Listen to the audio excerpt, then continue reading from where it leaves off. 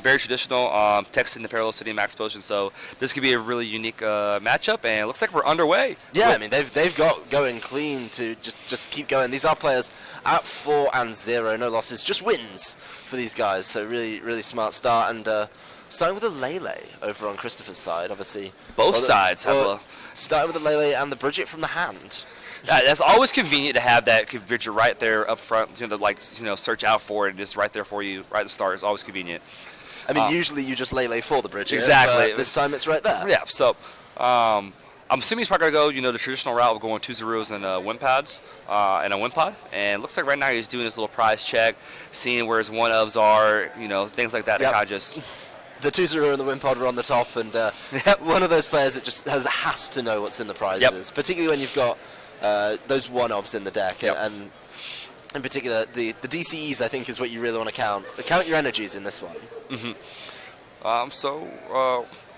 See the Zura Win Pod about to go to bench after he's done shuffling, and after that it's probably going to be maybe an energy attachment, probably a grass to Win Pod, or just a pass, honestly. Yeah, I mean, unless he goes back in with something like an Ultra Ball to grab something, no need. Not even the energy, though. That could be indicative of what he has in hand. Luckily, the deck is primarily a single attachment deck through all his attackers, so it's not necessary, but it's definitely helpful if you can get at least the grass down.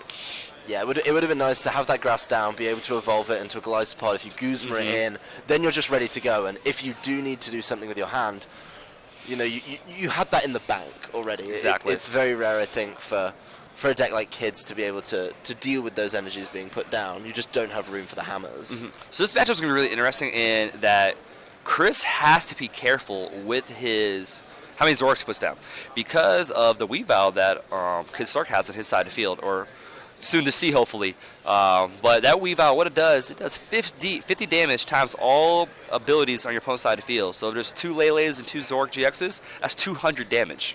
Yeah, it doesn't take much to add it up. For 1 Dark Energy. That's insane. On a 98 GX Pokemon. Like, that's baffling. I mean, you think about it, everyone plays a Lele. So you're guaranteed 50 for your Dark Energy.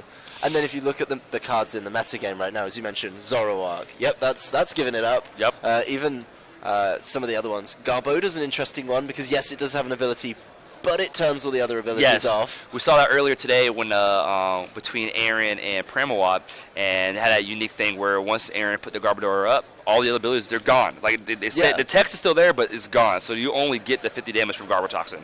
So very interesting little back and forth right there between the cards. But it looks like he does get a Galissapod out, and he's Ultra Balling, is, eyeing that Zork GX to kind of get his deck up and running now. Yeah, I mean, you look at Chris's side of the field, he's really got off to the flying start. He's picked up a Galissapod, turn 2. He's got a Zoroark, turn 2. And even though his hand didn't appear to contain an energy, he's just going to go to N in this one. So pretty much what you want to see, I think. Exactly. He just needs a way to get that Galissapod into the active and get an energy on it, and then he can start putting big damage down on the Tapu Lele that Kid has stuck in the active. So he only plays 1 Floatstone, which is a traditional, 1 count of you see in these decks, because you have 4 Guzma plus the puzzle time. So if he hits that, and maybe some more Zork GXs, we could definitely see some, nice plays here coming forward. Yeah, I mean, he'd love to hit it right now to get that Tapu Lele out of the active, but it is a bit of a stretch. We do see him pick the Grass Energy up, which he's going to need for the first impressions, but, he's definitely mulling over his decisions now. See, the cool thing about his deck is always you play multiple counts of the cards, you just like having extra ups. And there it is. Yeah, the trade, the Field Blower going away. And we do see the first card off the trade. First card off the trade. Stone, so he's got to be feeling a whole lot better right now. I would opt to go. He has a DCE also, but I would opt to go with the Galissapod. But it looks like he's going for the Riotous Beating here. Yep, well, Floatstone does get him out. He's got a nice, healthy bench. And, Missoula should just pop down the Riotous Beating, get damage down on that Tapu Lele. Very interesting. So I'm trying to see his hand here, him being Stark, and it's kind of hard to see what he has going on. I see 3 Dark Energy, there's a Rainbow Rare, maybe a Lele, but I'm curious what his thoughts are right now, what his play is. Yeah, I mean, he got his bench set up early on, but now he needs to keep up, I think, and that's always going to be an ask. Everything that Chris wanted, he hit on that turn. Yep. And when you look at Kid's deck, or Kid's bench at least, he's got the ability to get going now, but it's, it's still only going to be Zoroarks. He's still going to need to find a float stone of his own. He's still gonna. He's got a lot to do as well. Yep, he has a lot of pieces to find, and between trade and hopefully there's a draw support in his hand. So I see a mistake a lot of players make is they go for the turn one Bridget, but then what? And you got to how to play that next step to make sure you're ready for the following plays. So let's see what his next play is here. Yep, I mean he's got a pretty interesting hand. The exact same thing. Trade away the field blower and see what you get, but he picked up 2 more Pokemon in that instance. I saw one Weavile. Couldn't tell what the other Pokemon was. So we do see a Wonder Tag going down. Yep, this is another Wonder Tag though. He's just desperate to get something in hand, I think, to help him draw out. I think we'll see a Cynthia here. Acerola. I like that play actually. I believe he has a DC in hand. Acerola gets the Lele back in, and you can use it again for support next turn. So I can respect that play. Yeah, that's a really smart play. Actually, get all of your damage basically off the field, and then be able to deal with it. So Tapu Lele comes up. He gets Zoroark comfortably into the active, and as you mentioned, Wonder Tag is available if he needs a draw support. So that was my one concern, that he was going to be stuck without one and just swing in. And we do see a Sneasel going to the bench, so Weavile could be here and ready to move once come this next turn. Yep, well, the 80 damage moved literally to the other side of the field. Not a problem. Or 100, actually. 100. My apologies. I forgot to add the active in there. But, again, both players just kind of... No one jumping into that early leads. So, this is very interesting because between this and Expanded, Expanded, you can stop one's abilities. In Standard, if you're playing a Zoroark Mirror, you're letting them trade regardless. There's no stopping that. So this is going to be a pretty aggressive matchup throughout this best-of-3 game. Yeah, I mean, they're always going to be sat with full hands. And it will maybe come down to a late-game N. We know that's always powerful to hit them with a late-game N. But with the addition of Cynthia, you're not always out. You can still shuffle draw for a solid 6. So we see Acerola and a Guzma off the double puzzle. So this is going to be a fun little interesting trade going on here. Yep, there it is. Another instance of basically, just ace rolling that damage away, that 100 from a Riotous beating, and go in again. So I'm curious if he, I don't think I saw it, but he could have traded before the Acerola, then benched the Zoroark back down and get a second trade in there. So that's maybe something we can see later in the future for him. But we do see a DC come down on the Zoroark, eyeing another Riotous beating. Yep, I mean, he's just keeping those DCs on the Zoroarks. That's where he wants to deal the damage. Interesting to see another Ace Roller and Wimpod off that trade. The difference between these lists, I know the Zoropod probably plays a couple extra Acerola because it's a little more defensive to where this Weavile deck wants to hit you pretty hard once you start benching your abilities. But it looks like Chris is kind of holding back on that. He only has 2 abilities on the field right now, and I think he's eyeing that he knows what Weavile does and the true strength of that card if you overcommit to abilities. So I think he's kind of playing to that strength right now. Yeah, I mean, he's keeping only one Zoroark ready to go. I mean, he's seen the Sneasel on the bench. He can't commit to just flooding his bench with trades and allowing him to get hit for what would be 200 damage now. He can't allow that. So smart play, probably well played with the Ace Rollers. Yeah. Will maybe want to double puzzle later, but he's going to be able to draw through his deck. So I wonder if we're going to see another Acerola here on Stark's side. Still searching his deck right now currently, but I think another Acerola would be a real solid call right now. Yeah, you don't want to leave that in just to take more damage. It's such an important part. And he also has the Zoroarks ready to go, just ready to put the Zoroark back down on it, right on those Zoruas. Perfect. And we actually see a Guzma. Ooh. So curious what the target's going to be here. I'm assuming maybe a Zoroark on the Zoroark bench. One big thing with these Zoroark mirror matches is to eliminate as many Zoroarks as possible. The Guzma's what he takes off the Tapu Lele. Yes. So no immediate need to play it, but you wouldn't take it if you weren't ready for it. Okay. We do see a Weavile going down. That is the new Weavile that we were mentioning earlier that does the 50 damage times all your opponent's abilities in their side of the field. Yep. There's the Guzma, so Golisopod being pulled into the active, making it, I don't want to say useless, but infinitely less effective. See, Dark Energy, do we see a choice band to kind of put him into 2-shot range? We'll see the trade. Justin Miranda Radborn from Canada. I'm curious what the Rainbow Energies are for. I do see a unique card in here, and I'm kind of curious what his reasoning is behind that. He has a Shining Genesect in this list, and I'm really curious on What's that for? Like, I guess Lycan Rock GX, but it's really interesting how he uses that. I'm hoping we can see it maybe in this game. Yeah, I mean, it's the full definition of what people call a tech. Yes. I think it's fair to say it's, it's literally only there for 1 or 2 matchups, and with these Zoroark decks, you're just so free to do it. I know everyone talks about it. They say, hey, Zoroark's great because I can put in techs, and I can just trade them when I don't need them. The 3 Bridget is ridiculous unless you remember, hey, I'll trade them away. Exactly. That's what we're going over in the match previously about someone playing Evo Soda. And Evo Soda kind of the same way. Once you have your Zoroark set up, Evo Soda is just trade fodder after that. So yeah, I mean, it's basically an easy and reliable way to thin your deck. I mean, Kid losing his first Pokemon of the game as we talk about these Zoroarks. It is one of those Zoroarks, so 2 prizes going over to Christopher. You do have to wonder if picking up that Guzma was the right play off that Tapu Lele. I'm really liking how Chris is playing right now because he is not playing any other Zoroarks. Like we mentioned earlier, like he's fully aware of what Weavile can do, and he's just working with the one Zoroark, and it's doing work now. It's doing his job. Yeah, he doesn't need to put too much pressure on it though, because as soon as he get pressured, Ace Roller. He's already pulled 1 out of his discard. He's already puzzled for it once, so he's probably sat at that 2, maybe, like a pseudo 3 mark, which is, in a deck of this nature, that's actually quite a lot of Ace Roller. Yeah. This isn't a deck dedicated to it, so it's a fair count. I'm curious we'll see any Zoroark builds in the future with maybe a one-off Pal Pad just to keep that chain alive so much. Because you could puzzle back Pal Pad to Pal Pack back more Acerolas and so on and so forth. For those who don't know what Pal Pad does, it's a new item card from the Ultra Prism set, and it lets you shuffle back 2 supporters when you discard Pal to your deck. I mean, this is the crazy thing about Pal Pad, and I think a lot of people, I don't want to say have overlooked it, but when people double puzzle, how many times do you see them grab 2 supporters? You can now do that in 1 card. Yes. That's insane. It definitely is a powerful card that we haven't seen yet on stream, but I'm sure they are in lists out here in this field today.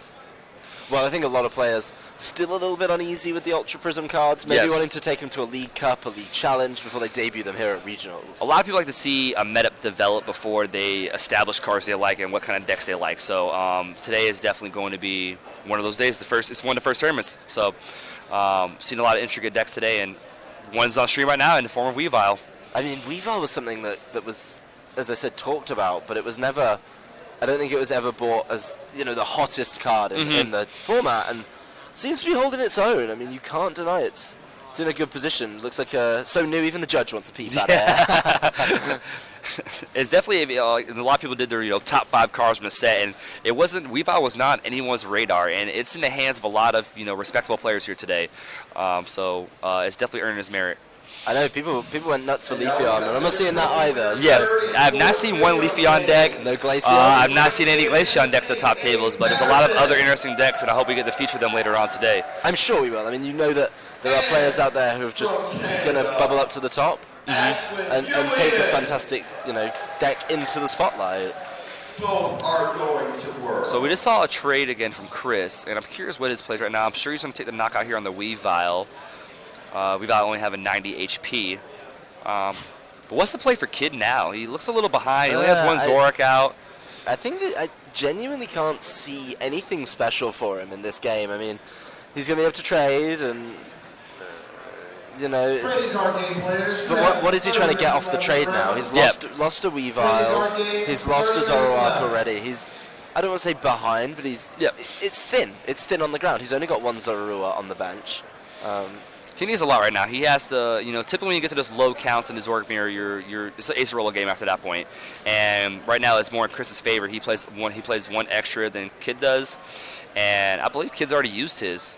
So we just got to see how it plays out here in these next couple turns. I mean, we saw Kids very early on actually to get that Tapu Lele out. So unless we see the puzzle play to get it back in, it's not going to happen. It's not happening right now, and you have to go through a lot of turns of trading to sometimes hit those double puzzles. All right, so Kid has just played an end. He's going to 6 with Chris going to 3. And with 2 trades on the board, I'm sure Chris is not nervous at all about to end. No. Yeah, but now he's got rid of the Weavile. He can just flood his bench. Yeah, now you can load up. Ooh, that's is that an Ultra Ball? It's teasing me. Send it over. So he has a Rainbow, so he can attack with Zora can active this turn. He also has access to Trickster GX. I'm not sure what that will help with this turn. Maybe like an armor press, or you could maybe use a crossing cuts. I believe you could use any of your opponent's attacks. So curious how he's going to play this turn. Yeah, I mean, Kid needs to get big damage down. There is a lot of damage on two Pokemon on Christopher's side. But then, you know, I think he's just in a position to keep swinging with the Zoroark and the currently injured Zorua, and kind of keep that pressure up. So he's not in a bad spot with, you know, how much damage there is on board. So if he can just hold on, we can bring this game a little bit closer. And it looks like he is going to do Riotous Beating for the knockout, because I believe it's 110 damage from earlier. Yeah, it's with the choice band. With the choice band, it should be enough. There. No, I'm certainly interested to see how these games go in you know, over the course of a best of 3, because they've reached this point in the game where their benches are quite content, they're quite full, and they're just swinging for knockouts just over and over. There's no real exchange here, and as you mentioned, the Ace Roller game is in Christopher's favour very, very strongly. See him looking through the discard, so knows what he's fishing for and knows what he can't get. Trying to ice in here. Looks like the Ultra Ball's away. Can't tell what Pokemon that is. I think it's a Cynthia or Guzma behind that. He's eyeing a Lele Cynthia player right now. Yeah, it looks to be an Ultra Ball giving away a Glisopod. If you look at the I can see it now. Yep. There it is. He does go for the Tapu Lele Wonder Tag. Grab his Cynthia, so, you know, there's one of those new adaptations of Ultra Prison. Really kind of smart, I think, that's an endgame card now. He's been end. He did just have enough together to get a fresh hand, and his fresh hand is exactly what he needed. I absolutely love Cynthia right now. The card is amazing in the format. It gives numerous other decks fighting chance, really. You know, I know Garbodor decks have had its, you know, up and down, and this little roller coaster of a meta right here in Santa right now. But Cynthia gave it a fighting chance, and, you know, we saw it on stream earlier with Aaron Pilot and Espeon Garb, and it's a very solid card for the format right now. Well, there's so many cards as well that, you know, you want to be keeping around. You want to be doing well with later game. Your Field Blowers, for example, and the notion of getting rid of them with an early Professor Sycamore is gut-wrenching. Yes, almost. exactly. All right, so he's going through this right now. I'm guessing he did not find the DCE he wanted. If he did not find that, that's actually a rough spot to be in right now with how he only has 10 damage on the other side of the board on that Zork GX. So he needs to find a DCE and put the damage on right now if he has the ability to. Yeah, he definitely wants to keep up the pressure, and, you know, looking at the prize counts, you know, there is going to need to be 2 knockouts for both of them, realistically. You know, GX That's just a pass. And something else. Missing the energy means, you know, I don't think Kid's in a bad position now, because Exactly. He's a Guzma DCE away from being right back in this game. Oh, most certainly. And the big thing here is that they were both just continuously exchanging 120s, 150s, all of those big numbers that allow for the 2 hits. You really fall behind if you miss one of those. So I'm trying to see if I can see Kid's hand here. If he has a DCE Guzma play to knock out Glisopod on bench. But we could see another, you know, 80 to 110 damage on the Zork and active him. Kind of keep the pressure that way. You can only Ace Arola 1 Pokemon per turn, so the damage will still stick. Yeah, I mean, you've got to keep it spread around, otherwise it just gets lifted up. The one thing I would say for Christopher is I've not seen anything out of these Glysopods, and it feels like they could have been used.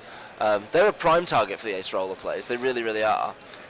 Because you want to be switching them around so much. I feel like you should, like, in any kind of Zork kind of mirror, in a sense, whether it's Lycanroc or Weavile, if you have Glisopod in your deck, I would prioritize Glisopod, because you want to keep your trades. That's what wins the mirrors. I have more trades to you. You get enemy, but it's not going to work. Yeah, I mean, it's one of those, it's taken damage and now it's sat on the bench. Ideally, you want to take the damage, have it in the active. He's in a better position now because he has the second Wimpod to put it down on to another first impression. Oh, this is the big turn. He did get the Guzma, and there's the DCE. And he put another Zorua down with the Sneasel. This is a big turn point for Kid. Yeah, Kid's taken advantage of that one turn without taking any damage. And I think he's about to start pushing Christopher around a little bit because of it. So many targets on board now. There are 3 Pokemon now with abilities, which is about to go back down to 2 once he knocks out his... 3 was still on board because this spot doesn't have an ability. So that Weavile's looking at a Lele the following turn. Yeah, I mean, that's all it needs to win the game, really, isn't it? It's as long as he can hit the right things, get a choice band on there, and grab one of those, problem solved. There's an Espioni X in the play, too. Lots of different concepts in his deck. It's like a dark toolbox deck. Yeah, I mean, it's a smart deck to be playing around. We do see, a nice Guzma switch up from Kid there, get that heavily damaged Golisopod in, and there's not much it can do right now. The big thing as well is if this Golisopod gets knocked out, it's in the discard. Mm-hmm. That Wimpod's then just not doing anything. So do you attach another... Oh, the choice being attached to the bench Zork. Okay. All right, so now we're back to an even game, 2-3 prize game. What is Chris looking for here to put himself back on top of this matchup? Honestly, at the end of this game, he needs to potentially try and stall something out a little bit here. But I don't see anything on the bench for Kid that's particularly easy to stall out. Everything is either one retreat or is an attacker that he wants active. Right. So there's nothing really you can stall out in this matchup. So it's... Yeah, I mean, you bring up a Lele and he'll just retreat. Dark Energy retreat, anything like that. So really interesting spot right now. But let's see if he hits the DCE, which it looks like, right there, the 6th card. Yeah, I mean, you've got to be getting these attacks down, but you just can't afford to lose the game because of it. You're not ending Kid that turn, and he's potentially about to get a 3rd Zork GX out. I'm sure he's going to find everything he needs to solidify this game next turn. Well, if he can't find it, he's got 2 trades to look for it. Exactly.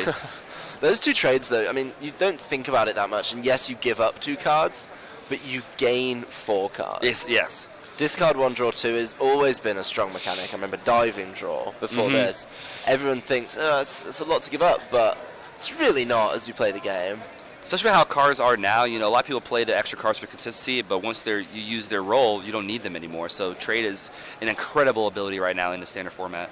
Yeah, I mean, 2 trades available now for Chris, knowing that the Weavile is going to just be knocking things out. You may as well commit to it and let it happen, I guess. So 130 damage coming on to this active Zork GX. Let's see if Kid pulls all the nuts and bolts to pull this game off right now.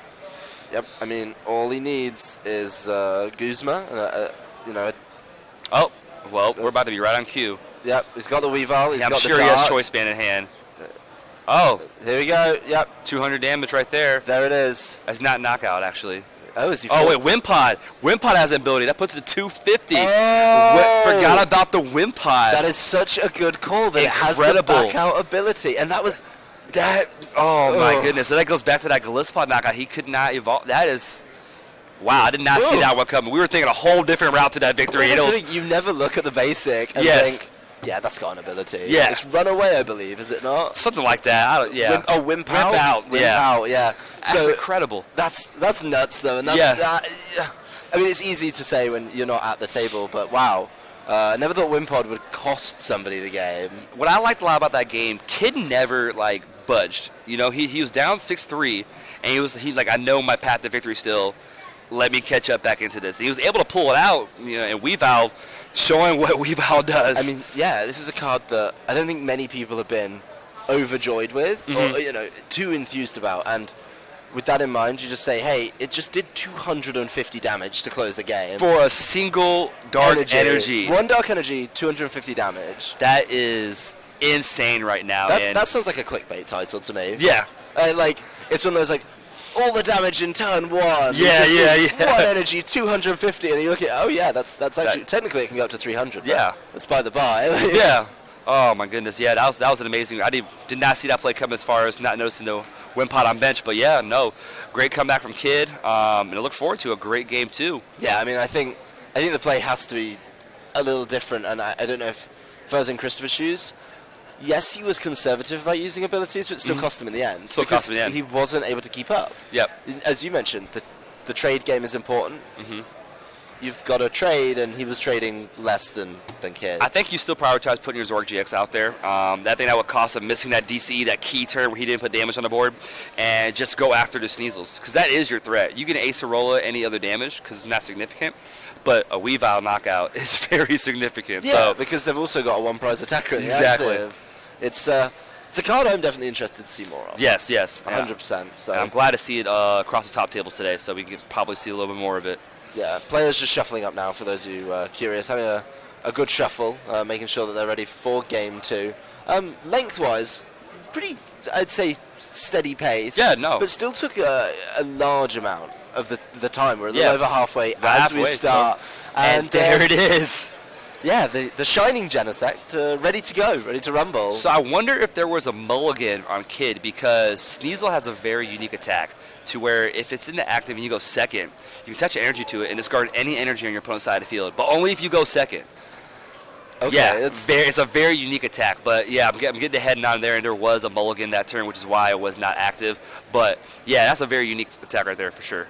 Yeah, I mean, that would be great to have available to you, especially knowing you would be going second. Like, there's no way that Christopher doesn't take the opportunity to play first, so you just punish him for that.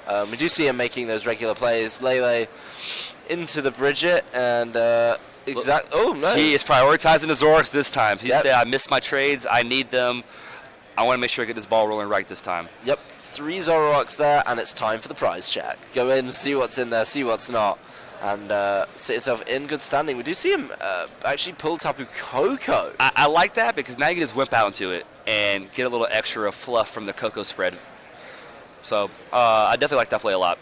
Yeah, it's actually it's nice as well that you could be able to leave it in the active for next turn, then you can free retreat it and pull it out. I think something that I don't want to say threw Chris off last game was that he ended up on that odd number of prize counts. So all of the ones that he gave up were quite literally 2 prizes. Yeah.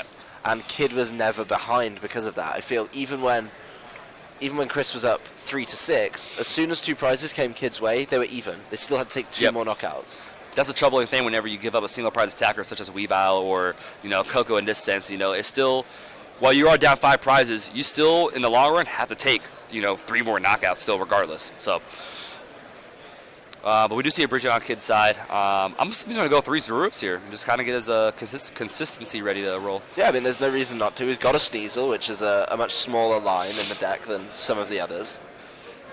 He's got his Shining Genesect ready to go, which I don't think is going to be a huge concern, but it would still be nice to try and, handle something like the Lycanroc, but not running into it now, just playing against another grass type. So I do see a second Weavile, Sneasel, coming down, so I think, Kid knows the merit of having both out for this matchup because of how many abilities come down.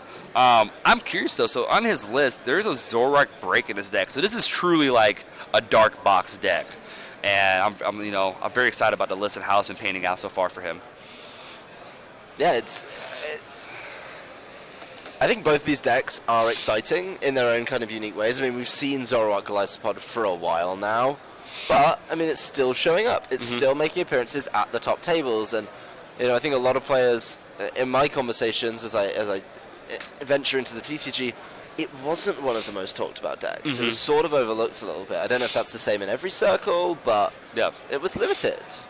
Everyone want to try the new stuff, and and sometimes you kind of forget like what has had success in the past. So, yeah, definitely. And I ripped the deck off also, so I'm guilty of saying that also. So. Have you been talking trash about Golisopod in your private time? I give it an occasional nudge every once in a while, but I'm definitely pro Lycanroc. I played that majority of the season once it came out, and yeah, so. I didn't understand. Some pro Weavile now. Pro Weavile. I might have to pick up some Weaviles from my local car stores now. So. Yeah, I mean, obviously, fantastic vendors here this weekend. Yeti Gaming. Yeti Gaming's here. Yep.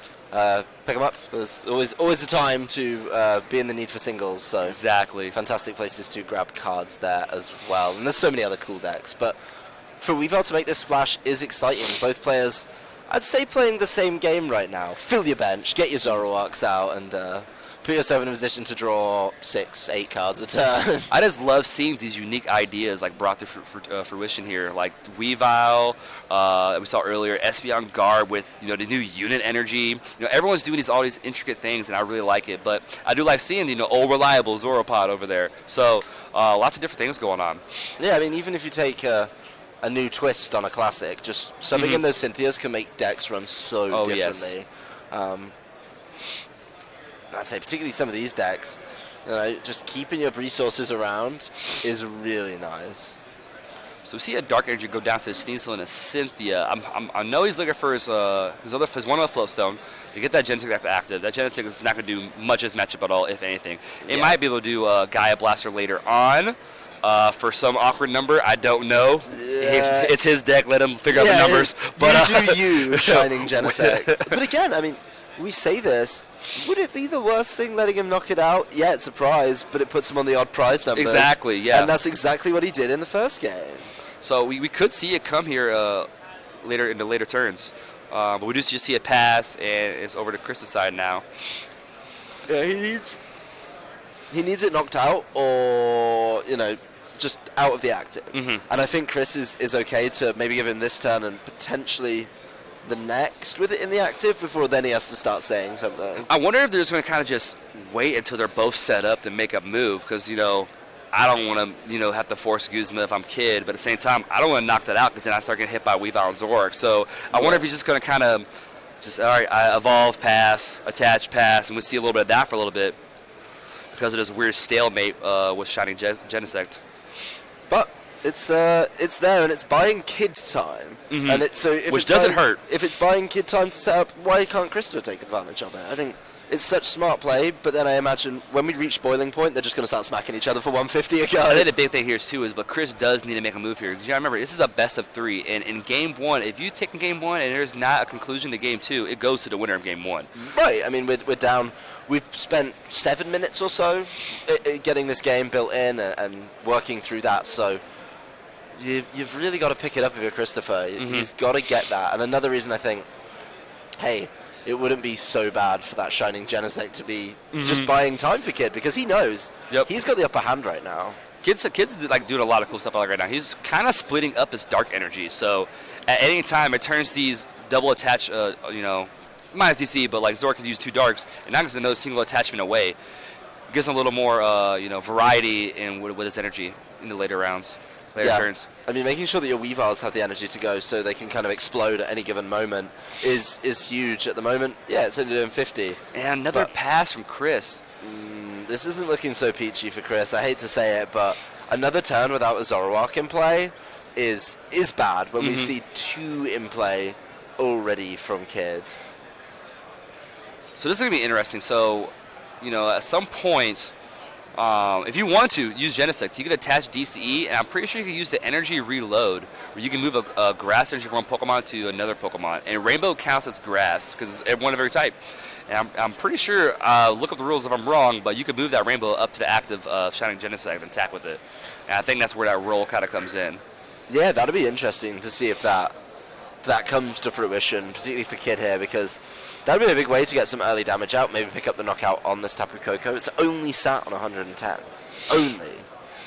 Which I know sounds pretty crazy, but, you have Gaia Blaster with 3 energy, and you're there. You're on for a knockout. Do see the Guzman, I think, is finally going to come alive here. The first attack of the game. Yes, we do see a Guzman up on a Tapu Lele with Zoroark coming active. I'm interested to see him target down the Tapu Lele because he actually wants those to stick around. Yeah. So his damage from the Weavile is actually bigger late game. Yeah, that is interesting. I might have taken out. Oh, he just did Trickster GX to copy Crossing Cut GX to knock out the Tapu Lele. That's naughty. That is insane. Wow. I mean, he has the bench to swing, but hey, why not copy Crossing Cut? You've got the energy for it. We do need to see a GX marker flipped over, if that is the attack he used. Yeah, well, I mean, if the judge can catch that, or the fact of the matter, he GX'd with his Trickster. It is called Trickster GX. So if Kid could maybe mark that one, that'd be great. But we will keep you updated on the progress of that counter. Really smart play for him there, though, to pick up that knockout. And in this game, it's Kid really in the driving seat. He puts the Shining Genesect back active after he Crossing Cut GX. Well, I mean, why not? It's been working fine. It's been a loyal servant to him, to be honest, up in the front. So why not? He gets another 4 now off his end, but he's got 2 trades. He has 2 trades. He has a Weavile. Kid's Kid's sitting in the chair eating some popcorn right now. He's just kind of waiting for everybody to come to him. This is the problem: is if Christopher wants to get back in this game, he kind of has to explode and get all his Zoroarks out. Yep. If he does that, he allows Weavile to knock everything out. It's very, very unfun.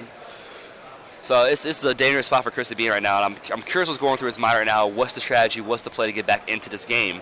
So I guess he's going to fly and flip a couple turns and maybe try to cross and cut his way back into this game. Yeah, or sorry, first impression. Yeah, he's got to fly and flip, get some damage down, and soften things up. So when he does finally get Golisopod into the active, hey, guess what? I can start getting knockouts. I think this Tapu Koko is actually about to go down. I see a float stone in Kid's hand, and I'm sure we're going to see a Ridus beating here any second after the knockout. Yeah, that's not going to trade, of course, first.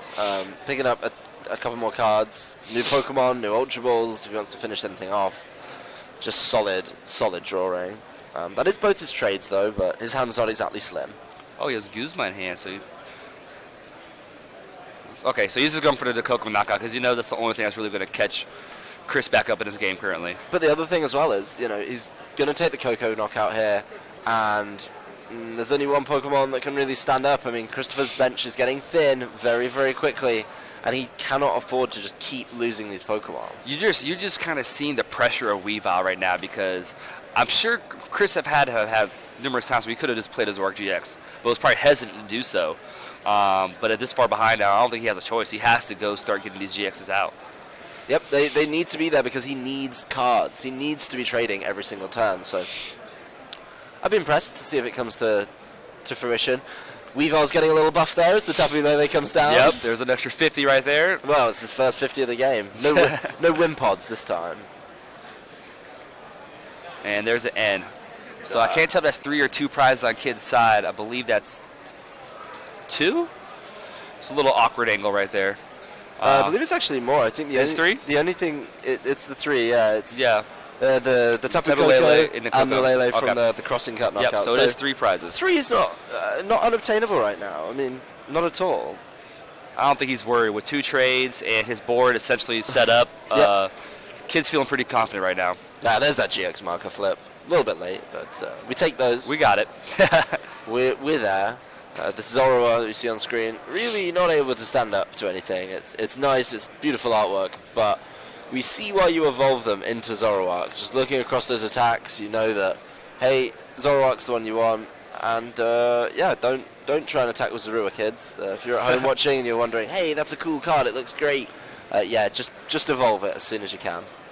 So I was just about to mention that card. Actually, we have not seen any Enhanced Hammer played on Chris's side, which would discard the Rainbow Energy or any DCEs, and he just opted to trade the one hammer he drew. So curious on that.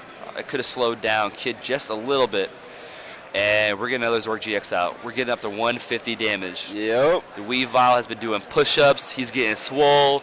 He's ready to take out some Pokemon.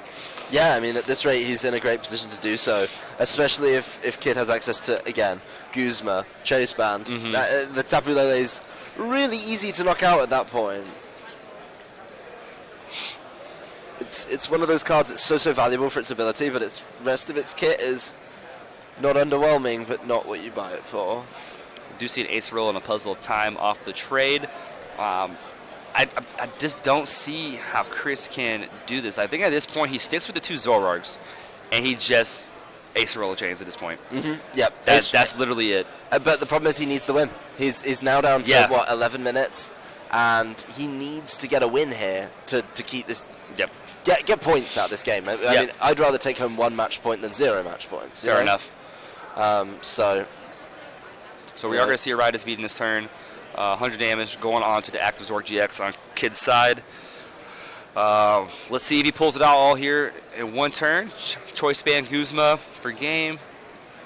Well, leave him on 1 prize and pretty much. One prize. Pretty much the game at that point. Like, what's he going to do? Trade back for the Weavile and just keep himself in that awkward position that he's in.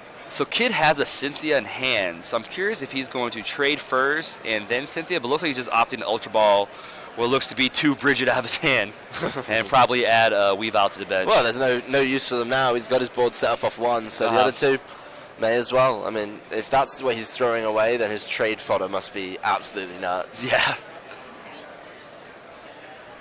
Still searching through his deck. I'm sure he's looking for the Weave Out, but he's probably looking for all of his last final cards in his deck to kind of figure out what's left for him that he needs to win this game.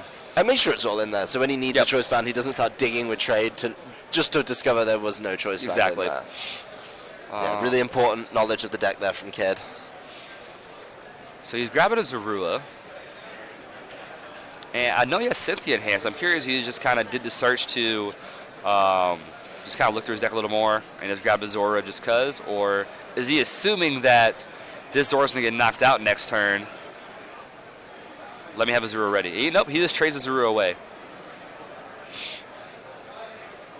And here comes the second trade.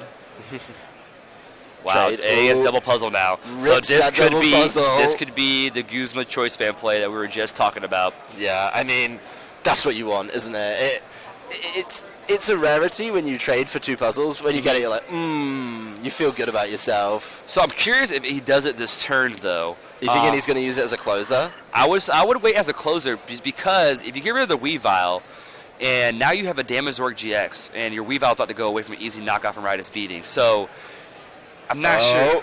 Well, he's going for it. Well, he's pulling the cards for it. Doesn't mean he's playing it, but it does mean he's ready to... he's doing it. He's going for the play. I mean, he's putting himself within 1 prize of winning the game, and I do struggle to argue with that as a piece of logic. I don't know. I just know that his Weavile's about to get knocked out. I mean, if Zorg GX comes back up, but yeah, it's a lot of different things. I mean, we'd also have the fact that if this Zorua isn't evolved and Kid has a way to get his hands on him in the next game, there's Zorg GX. Yeah, then he's kind of in trouble, but we'll have the opportunity to evolve it.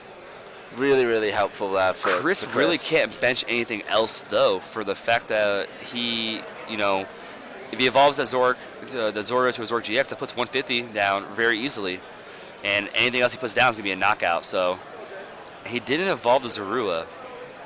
It's interesting to me. He is gonna try and buy a little time, I think, with. Well, I believe if Kid has another Guzma in hand, that is game. Right. He's about to lose. He's about to KO this Zorg GX.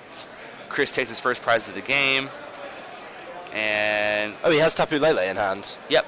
So if there's another Guzma in the deck, we will see Kid with a nice swift 2-0. Doing a little count before he wastes the Lele. Yeah, I mean, you may as well. Here we go. As long as it's not his last prize. There it is. There's Guzma. And there's Zorua knocked out. And Kid Stark taking this one after a sluggish start in Game 1. Yeah. Comfortable play in the back end of Game 1 and Game 2. Game 2, even with the Shining Genesect start, he just, grinded his way to a great board state and just kind of held his own throughout the whole turn, all the turns. Yeah.